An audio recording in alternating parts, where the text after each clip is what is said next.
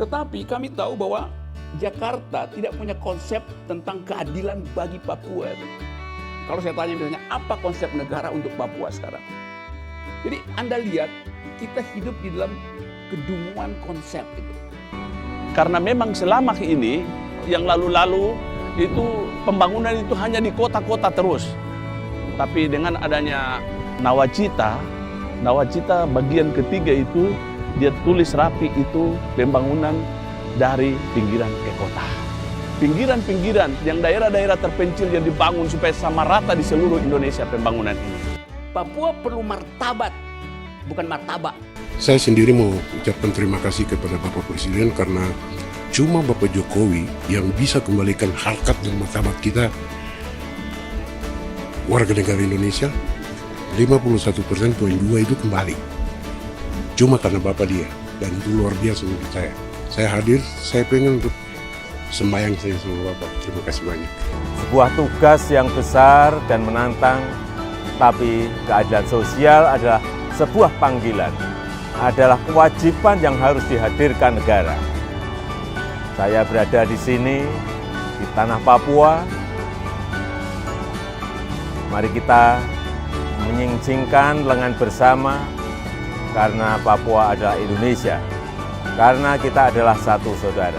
Bapak Presiden Pak Jokowi itu untuk orang Papua itu penyelamat, ingat, penyelamat untuk kami Papua. Presiden lain tidak seperti Pak Jokowi. Ya kami di Sorong, di Pegunungan, dimanapun semua ngomong bahasa yang sama, bahwa Pak Jokowi itu juru selamat, penyelamat, bisa turun. Memang masih banyak yang perlu beliau benahi lihat, tapi sudah ada tanda-tanda yang beliau lakukan. Bahwa tiket hatinya Bapak Presiden itu sungguh luar biasa untuk tanah Papua dan orang Papua ini. Sudah ada.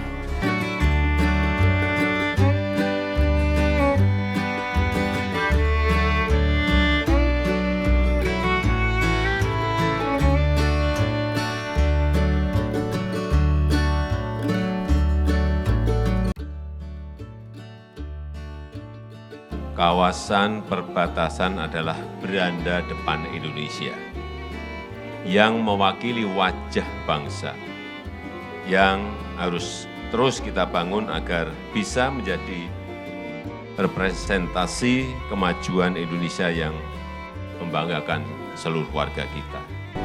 Pos lintas batas negara Republik Indonesia Papua Nugini Pelbenskow ini, sebelumnya pos lintas batas ini yang tadi yang biasa-biasa jadi luar biasa, di mana bangunan ini sangat megah, menjadi gerbang, menjadi beranda depan, menjadi pintu rumah Indonesia.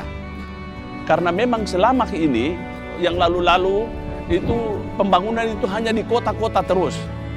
Tapi dengan adanya Nawacita bagian ketiga itu, dia tulis rapi itu pembangunan dari pinggiran ke kota. Pinggiran-pinggiran yang daerah-daerah terpencil yang dibangun supaya sama rata di seluruh Indonesia pembangunan ini. Terbukti Pelbenskow ini. Dan ini masyarakat yang dulu tadi terisolir jadi tidak terisolir lagi.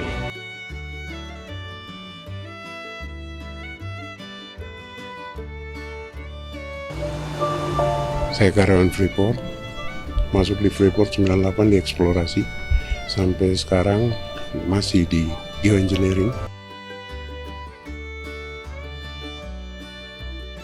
Awal mula saya masuk di Freeport, saya kerja di eksplorasi, kita cari-cari cadangan buat Freeport. Jadi hampir seluruh Pulau Papua kami survei untuk cari-cari cadangan dari Freeport. Sebenarnya tidak ada kendala sebenarnya dari background kita mau dari mana saja, yang penting itu kita ada hati untuk kerja, pengen belajar, mudah semua. Buktinya saya sampai sekarang, background saya cuma di pertanian, tapi sekarang saya kerja di tambang.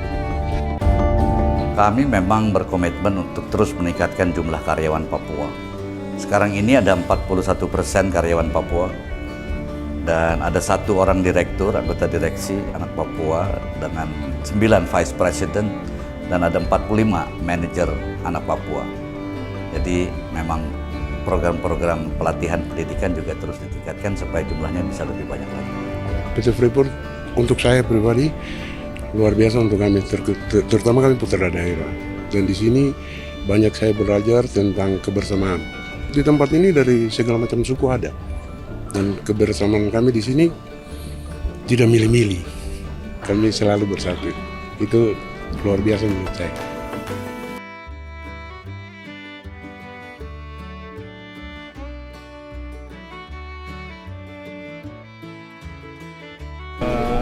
Pagi hari ini saya berada di ruang kontrol untuk pengendalian operasional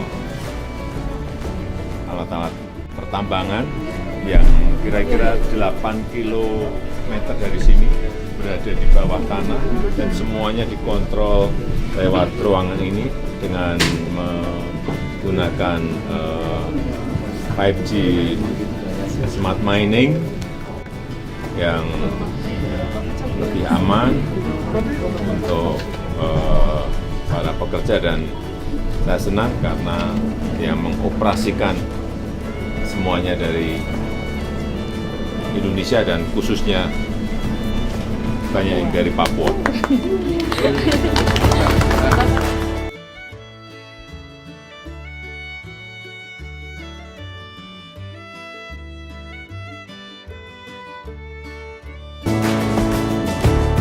Pertama, ini adalah kunjungan Presiden ke Tembagapura setelah terakhir tuh Presiden kedua Republik Indonesia, Soeharto.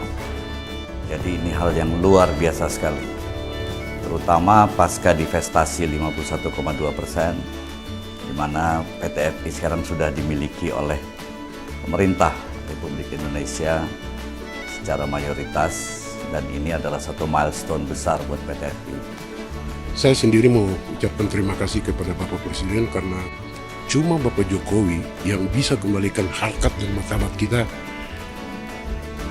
warga negara Indonesia 51,2% itu kembali. Cuma karena Bapak dia, dan itu luar biasa menurut saya. Saya hadir, saya pengen untuk sembahyang saya sama Bapak. Terima kasih banyak.